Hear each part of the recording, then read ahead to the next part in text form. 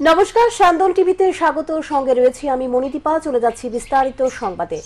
রবিবার সাত সকালে কমলাসাগর বিধানসভার অন্তর্গত লেম্বুতলি, চাম্পামুড়া সহ বিভিন্ন এলাকায় কালবৈশাখী ঝড়ে লন্ডভন্ড হয়ে যায় মানুষের বাড়িঘর।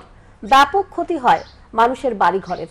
ঝড়ের দাপটে উড়ে যায় বহু বাড়িঘরের ছাউনি, নিঃস্ব হয়ে পড়ে বহু পরিবার। সোমবার সকালে লেম্বুতলি এলাকায় কালবৈশাখী ঝড়ে ক্ষতিগ্রস্ত বাড়িঘরগুলি সরেজমিনে ঘুরে দেখেন রাজ্যের মুখ্যমন্ত্রী ডাক্তার মানিক সাহা। মুখ্যমন্ত্রী এই দিন কথা বলেন ক্ষতিগ্রস্ত পরিবারের লোকজনদের সাথে। এই দিন মুখ্যমন্ত্রীর সাথে ছিলেন এলাকার বিধায়িকা অন্তরা সরকার দেব, বিশালগড়ের মহকুমা শাসক রাকেশ চক্রবর্তী সহ অন্যান্য প্রশাসনিক আধিকারিকেরা।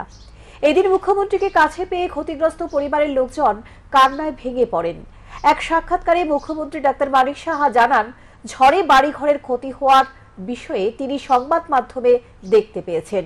টিভির পর্দায় তিনি যা দেখেছেন তার থেকে অনেক বেশি বাস্তবে ক্ষতি হয়েছে। মানুষের বাড়িঘরের ব্যাপক ক্ষতি হয়েছে। আধিকারিকদের নির্দেশ দেওয়া হয়েছে ক্ষতিগ্রস্ত পরিবারগুলির ক্ষতির পরিমাণ নিরূপণ করার জন্য। ক্ষতিগ্রস্ত পরিবারগুলিকে সরকারিভাবে যতটা সম্ভব সাহায্য করা হবে বলে জানান মুখ্যমন্ত্রী। पूरा बहुत सारे खाते यहाँ नहीं है, त्रिपुरा में बहुत सारे जगह इस तरह किसी का ऊपर का जो टीन पूरा उड़ा के ले गया, बिल्डिंग टूट गया जो देखा है। और मैंने आधिकारिक लोगों को भी बताया, ये लोग भी अपना काम कर ही रहा है। मैंने बताया जितना हो सकता है इनका असेसमेंट करके इनको सहायता करें। हमारा डिजास्टर मैनेजमेंट का जो फंड है इसमें से जरूर करेंगे। और देखिए इसमें तो किसी का हाथ नहीं है, ये हुआ है, अब क्या कर सकते हैं। तो अभी सब हम लोग तो गवर्नमेंट की तरफ से तो जरूर करेंगे, लेकिन बाकी सबका सहायता चाहिए। इसमें सब मिल के हम लोग के पास रहना चाहिए। जो मैं कह रहा हूँ। 1 এপ্রিল প্রয়াত বিধায়ক দিলীপ সরকারের প্রয়াণ দিবস উপলক্ষে সোমবার ওনার বাসভবনে এক রক্তদান শিবিরের আয়োজন করা হয়। উপস্থিত ছিলেন মুখ্যমন্ত্রী ডাক্তার মানিক সাহা, বিধায়িকা মীনারানী সরকার সহ অন্যান্যরা। মুখ্যমন্ত্রী রক্তদান শিবিরের উদ্বোধন করে বক্তব্য রেখে বলেন, প্রয়াত বিধায়ক দিলীপ সরকার অন্যতম একজন জননেতা ছিলেন। তিনি নিজের জমি বিক্রি করে মানুষকে সহযোগিতা করেছিলেন। সংগঠনকে সাজিয়ে রাখতে তিনি বড় ভূমিকা পালন করেছিলেন। বিশেষ করে সংগঠনের বাইরেও তিনি মানুষকে স্বার্থে কাজ করে এক আলাদা পরিচিতি লাভ করেছিলেন। মুখ্যমন্ত্রী আরো বলেন, আগামী দিনে ওনার অসমাপ্ত কাজগুলো সম্পূর্ণ করবেন মীনারানী সরকার। পরে রক্তদান শিবিরটি ঘুরে দেখে রক্তদাতাদের উৎসাহিত করেন মুখ্যমন্ত্রী। আমাদের যে দিলীপ বাবু, উনি সংগঠনের বাইরে গিয়েও একটা আলাদা পরিচিতি ছিল এবং উনি ওনার মতো করে সংগঠন এখানে সাজিয়েছিল, বিশেষ করে বাংলাঘাট এলাকায়। এবং এতদিনের উনি এখানে বিধায়ক ছিল, সবাই জানে এখানে ওনার নিজের জায়গা বিক্রি করেও উনি মানুষকে সাহায্যের হাত বাড়িয়ে দিয়েছিল। আমরা জানতাম, আমার এখানে আমি যখন এখানে মেডিকেল কলেজে আমার হসপিটালে আমি ছিলাম, এই এলাকার বহুজন আমার কাছে যেতেন বিভিন্ন চিকিৎসার কারণে। প্রায়শ ওনাদের সাথে কথাবার্তা হতো। আমি প্রত্যক্ষভাবে রাজনীতির সাথে তখন জড়িত ছিলাম না, কিন্তু কথাবার্তা বলতাম। তো ওনার প্রতি যে ওনাদের যে শ্রদ্ধা, সেটা কিন্তু কখনো আমি ফিল করতাম। এবং এক বাক্যে ওনারা বলতেন যে না, আমাদের সাথে দিলীপ। দলছুট, এক বাইসনের আতঙ্ক, সাধারণ মানুষ গৃহবন্ধু। ঘটনা সোমবার সকালে কাঠালিয়া ব্লক এলাকার অন্তর্গত উত্তর এবং দক্ষিণ মহেশপুর পঞ্চায়েত এলাকার জয়চাঁদপুরের বন দপ্তরের কর্মীরা এসে পেছনে পেছনে বাইক নিয়ে দৌড়ঝাঁপ করছে। সাধারণ মানুষকে সতর্ক থাকার জন্য এবং নিরাপদ আশ্রয় নেওয়ার জন্য যাত্রাপুর থানার উদ্যোগে মাইকিং করা হচ্ছে। উন্মুক্ত বাইসনটি বিভিন্ন এলাকায় দৌড়ঝাঁপ শুরু করেছে। বন দপ্তরের অভয়ারণ্যের দায়িত্বপ্রাপ্ত বনকর্মীদের খামখেয়ালিপনার কারণেই তৃষ্ণা অভয়ারণ্যের সংরক্ষিত বনাঞ্চল থেকে দিশাহীন হয়ে এসেছে, লোকালয়ে এসেছে বাইসনটি।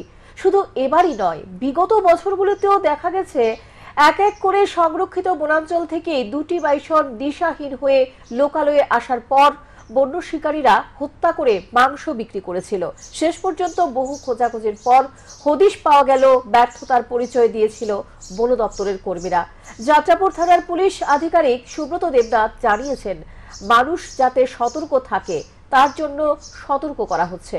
পাশাপাশি প্রশাসনের পক্ষ থেকে বাইসনটি আটক করে তৃষ্ণা অভয়ারণ্যে তুলে দেওয়ার চেষ্টা চলছে। ওসি জানান, গ্রামবাসীরা বাইসনের পেছনে ধাওয়া করায় এটি আরো বেশি উত্তপ্ত হয়ে উঠেছে, তাই এটি শান্ত রেখে বনাঞ্চল পাঠানোর জন্য চেষ্টা চলছে বলে জানান তিনি। কিছুদিন হলো 4-5 দিন হয়ে গেল, তৃষ্ণা অভয়ারণ্য থেকে একটা বাইসন থেকে বেরিয়ে গেছে। বেরিয়ে গিয়ে আমাদের যাত্রাপুর থানা, মেলাগড় থানা, সোনামুড়া থানার জঙ্গলগুলিতে ঘোরাঘুরি করছে। Forest protection party, wild life protection, তারা কন্টিনিউ 3-4টা গাড়ি তাদের জঙ্গলে ঘোরাঘুরি করছে, ওটাকে যাতে ব্যাক করে আবার তৃষ্ণাতে নিয়ে যায়। এবং আমাদের স্টাফরা ওদের সাথে সম্পূর্ণ কোঅপারেশন রাখছি ওয়াইল্ড লাইফ প্রোটেকশন থেকে। আমি আমার ইন্সপেক্টর শ্যামশঙ্কর রিয়াংকে অলওয়েজ ক্লোজ টাচে রয়েছে। তো বিভিন্ন সময় দেখা যাচ্ছে এখানে আছে, এক জায়গা থেকে আরেক জায়গায় চলে যাচ্ছে রাতের আধারে। তো আজকে সকালবেলা দেখলাম এটা আমাদের হসপিটালের পেছনে, হসপিটাল উল্টো দিকে ঘুরে আমাদের পার্শ্ববর্তী যেখানে জনবসতি খুব কাছাকাছি চলে এসছে। ফরেস্ট প্রোটেকশন পার্টির সাথে আছে, ওটাকে যেভাবে করে যাতে কোনো ডিস্টার্ব না করতে পারে। আর পাশাপাশি আমি আমাদের পুলিশ এবং টিএসআর স্টাফও লাগিয়ে দিয়েছি, ওটাকে যাতে সেফলি তার নিজ জায়গাতে ব্যাক করানো যায়। নির্বাচন যত ঘনিয়ে আসছে, দুর্বৃত্তদের তাণ্ডব বাড়ছে। রাতের আধারে শাসক দলের প্রচার নষ্ট করে দিল দুষ্কৃতিকারীরা। ঘটনা মেলাঘর পুর পরিষদের 9 নম্বর ওয়ার্ডের ইন্দিরানগর এসবি স্কুল সংলগ্ন এলাকায়। আসন্ন লোকসভা নির্বাচন উপলক্ষে শাসক দল বিজেপির পক্ষ থেকে গোটা রাজ্যের পাশাপাশি এই এলাকায় প্রচার সজ্জা লাগানো হয়েছিল। চলছিল নিয়মিত জনসংযোগ। পশ্চিম ত্রিপুরা আসনের মনোনীত বিজেপি প্রার্থী বিপ্লব কুমার দেবকে জয়যুক্ত করার জন্য মানুষের বাড়ি বাড়ি গিয়ে কর্মীরা ভোট চাইছেন। এরই মধ্যে রবিবার গভীর রাতে দুষ্কৃতিকারীরা নির্জনতার সুযোগ নিয়ে এলাকায় বিজেপির প্রচার সজ্জা নষ্ট করে দেয়। সোমবার সকালে দলের কার্যকর্তারা এই ঘটনাটি প্রত্যক্ষ করতে পারে। দলের কর্মীরা জানান, যারা এই ধরনের ঘটনা সংঘটিত করেছে তারা কোনোদিনও সমাজের প্রকৃত লোক হিসেবে গণ্য করা যায় না। এমনকি তারা কখনোই মানুষের ভালো দিকটা চায় না। বিরোধীরা এই ঘটনা সংগঠিত করেছে বলে তারা অভিযোগ তোলেন। তাদের দাবি, যারা এই ঘটনায় সংগঠিত করেছে তাদের সকলকে চিনে তারা, এবং তাদের দেখে নেওয়ারও হুমকি দেয় বিজেপি কর্মীরা। তবে এই ধরনের ঘটনায় গোটা এলাকা জুড়ে চাঞ্চল্য ছড়িয়ে পড়েছে। তাদের যে কর্মসূচি, তাদের যে মানুষের সঙ্গে মানুষের বিবাদ সৃষ্টি করাটা, এটা তাদের কালচার। সেই কালচার আমরা দীর্ঘদিন ধরে এটা আমরা বুক করতেছি। এই বুক আমরা করতে আর রাজি না। এটা আমরা উপযুক্ত বিচার চাই, আর নাহলে এটা আমরা বিশাল আকারে আমরা এটা ধারণ হইব।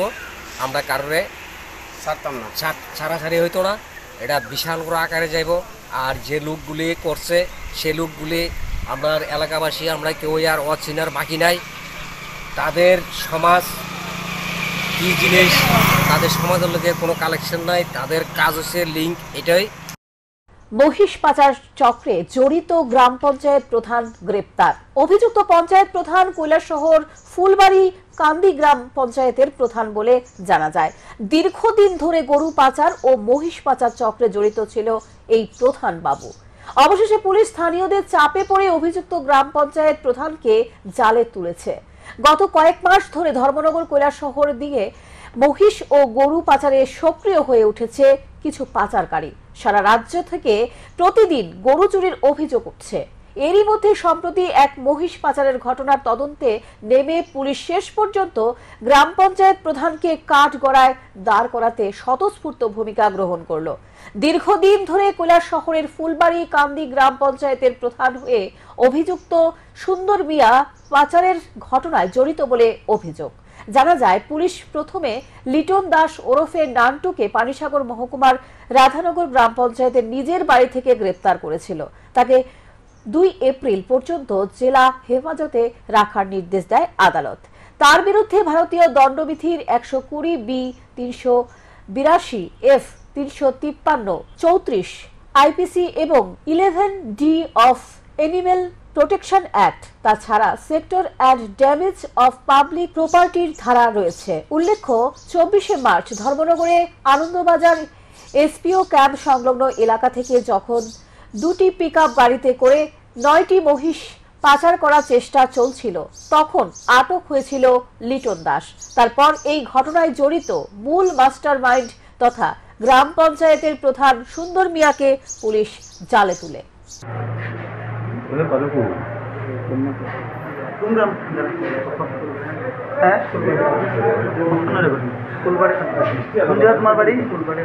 ফুলবাড়ি কান্দি কৈলাসর। তোমার নাম, তুমি কি করো, কোন গ্রামের পঞ্চায়েত প্রধান, কোন গভর্নমেন্টের, রুলিং গভর্নমেন্ট বলতে বিজেপি গভর্নমেন্ট। কত বছর এদের প্রধানগিরি করো? 19 জুলাই মাসে। তার সঙ্গে সঙ্গে এই ইয়রে ফায়দা লইয়া কতদিন থেকে গরুর ব্যবসা করো? দীর্ঘদিন ধরে উদয়পুর মহকুমার মাতাবাড়ি এলাকার কিছু সমাজদ্রোহী যুবক নেশা সামগ্রী অবৈধভাবে বিক্রি করে চলেছে এবং তারা যুব সমাজকে নেশায় আকৃষ্ট করছে। ফলে অভিভাবকরা কিছুতেই ছাত্র যুবদের সঠিক পথে ফিরিয়ে আনতে পারছেন না। স্থানীয়দের পক্ষ থেকে ইতিমধ্যে ব্যাপক ক্ষোভ সৃষ্টি হয়ে আছে। রবিবার গোপন সূত্রের খবরের ভিত্তিতে রাধাকিশোরপুর থানার পুলিশ মাতারবাড়ি কামারপুকুর পার এলাকা থেকে 2 জন যুবককে আটক করেছে। ধৃত দুজনের নাম উৎপল নব দাস ও রূপক সরকার। তাদের কাছ থেকে একটি গাড়িও আটক করেছে পুলিশ। দীর্ঘদিন ধরে তারা নেশা সামগ্রী অর্থাৎ হেরোইন বিক্রির সাথে জড়িত। তাদের বিরুদ্ধে এনডিপিএস ধারা অনুযায়ী মামলা হাতে নিয়েছে, তদন্ত শুরু করেছে পুলিশ। কি ছিল স্যার অভিযানটা আজকে আপনাদের? আজকে আমরা প্রায় 2টা বাজে তখন আমরা ইনফরমেশন পাই যে উৎপল নব দাস বাড়ি হচ্ছে মাতাবাড়ি কামারপাড়, এর বাড়িতে উৎপল নব দাস রূপক সরকার তারা দুজনে নেশা সামগ্রী বাড়িতে ডিল করতেছে বলে আমরা খবর পাই। একটা গাড়ি, নতুন গাড়ি তারা সঙ্গে সাথে রেখে ড্রাগস ডিল করতেছে বলে আমরা খবর পাই। এবার এই খবরটা শুনিয়ে আমরা স্পটে ছুটে যাই। ছুটার পরে আমরা যখন গিয়ে বাড়িতে ঢুকি আমরা পেতে পারি যে তারা কাছে পাউচ। লোকসভা নির্বাচনের প্রাক্কালে পুলিশের টহলদারি থাকার পরেও সোমবার ভোরে চোরের দল হানা দেয় আমবাসা বাজারের 3টি দোকানে। 2টি দোকান সহ একটি কেরোসিনের ডিপোতে হাত সাফ করে নেয় চোরের দল। দোকানগুলি থেকে নগদ অর্থ ও সিগারেটের প্যাকেট সহ বিভিন্ন সামগ্রী নিয়ে যায়। চুরির উপদ্রব বৃদ্ধি পাওয়ায় আমবাসা মার্চেন্ট অ্যাসোসিয়েশনের পক্ষ থেকে আমবাসা বাজারে টহলদারির ব্যবস্থা করা হয়েছিল। কিন্তু টহলদারি থাকা সত্ত্বেও চোরের দল আবারও হাত সাফ করে নেয় আমবাসার 3টি দোকানে। 2টি দোকানের পেছনের দরজা ভেঙে ঘরে প্রবেশ করে বিভিন্ন সামগ্রী নিয়ে চম্পট দেয় চোরের দল। সোমবার সকালে বিষয়টি প্রত্যক্ষ করতে পেরে খবর দেওয়া হয় আমবাসা থানায়। পুলিশ ঘটনাস্থল পরিদর্শন করে একটি চুরির মামলা হাতে নিয়ে তদন্ত শুরু করেছে। তবে এই চুরির ঘটনায় ব্যাপক আতঙ্ক সৃষ্টি হয়েছে ব্যবসায়ীদের মধ্যে। কি নিচে কইতারেন নেই? আপাতত এখন আমি কিছু দেখছি না, নিচে কিছু আপনারা দেখলে দিতে পারেন। আচ্ছা, মোট কয়টা দোকানে চুরি হয়েছে আমবাসা? আজকে আমার জানা মতো 3টা দোকানে। আচ্ছা, পাহারা আছে না আমবাসায়? বাজারে পাহারাদার আছে। কতজন? পাহারা তো আমি যতটুকু জানি 14 জন সিভিল, 3 জন পুলিশ, 17 জন, 3টা গ্রুপে বাইরে। এর আগে কি চুরি হয়েছে না? এর আগে এই 1.5 বছরে 6 বার চুরি হয়েছে। এর আগে লাস্ট ওই ভেন্টিলেটর ভাঙা ঢুকছিল। এর আগে এখন পর্যন্ত কেউ ধরতে পারছে না। সোমবার থেকে আগরতলা স্থিত ডায়মন্ড পাবলিক স্কুলের যাত্রা শুরু হয়। নার্সারি থেকে শুরু হয় পঠন পাঠন। অরুন্ধতী নগর সর্বধর্ম মিশনের পাশে স্কুলটি অবস্থিত। ছাত্রছাত্রীদের অত্যন্ত যত্ন সহকারে পঠন পাঠনের ব্যবস্থা করা হয়েছে বলে জানা যায়। শিশু কল্যাণ পরিষদের এই যে বাড়িটা, সেটা প্রথম একটা ট্রেনিং সেন্টার ছিল।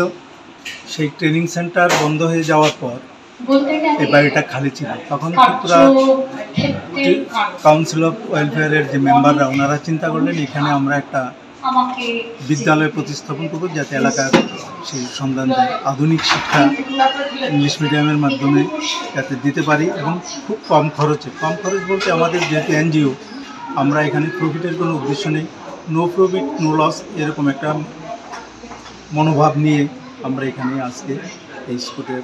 1 এপ্রিল এয়ারপোর্ট অথরিটি অফ ইন্ডিয়ার 29তম প্রতিষ্ঠাতা দিবস। সেই উপলক্ষে সোমবার আগরতলা মহারাজা বীর বিক্রম বিমানবন্দরে একাধিক কর্মসূচি হাতে নেওয়া হয়েছে। এর মধ্যে অন্যতম হল রক্তদান শিবির, যার উদ্বোধন করলেন airport authority of India Agartala শাখার অধিকর্তা কেসি মিনা। সঙ্গে উপস্থিত ছিলেন সিআইএসএফ এর আগরতলা শাখার ইনচার্জ ধর্মবীর সাই, আগরতলা বিমানবন্দরের সিনিয়র ম্যানেজার স্মিতা প্রকাশ সহ অন্যান্যরা। सबसे पहले जो है मैं इस एयरपोर्ट एमबीबी एयरपोर्ट अगरतला पे कार्यरत एआई एम्प्लॉइज, एयरलाइंस स्टाफ, अधिकारी और सभी स्टेक होल्डर्स के जितने भी यहाँ पे कार्यरत अधिकारी और कर्मचारी, उनको एआई के 29th एनुअल डे पर जो है ना हार्दिक शुभकामनाएं देता हूँ।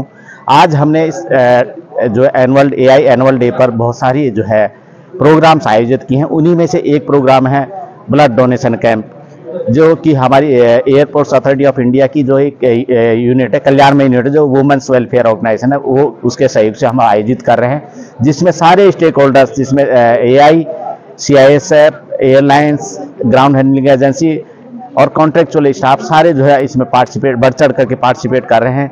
এখনকার মতো সংবাদ এখানে শেষ করছি। পরবর্তী সংবাদ দেখবার জন্য চোখ রাখুন সান্দন টিভির পর্দায়। নমস্কার।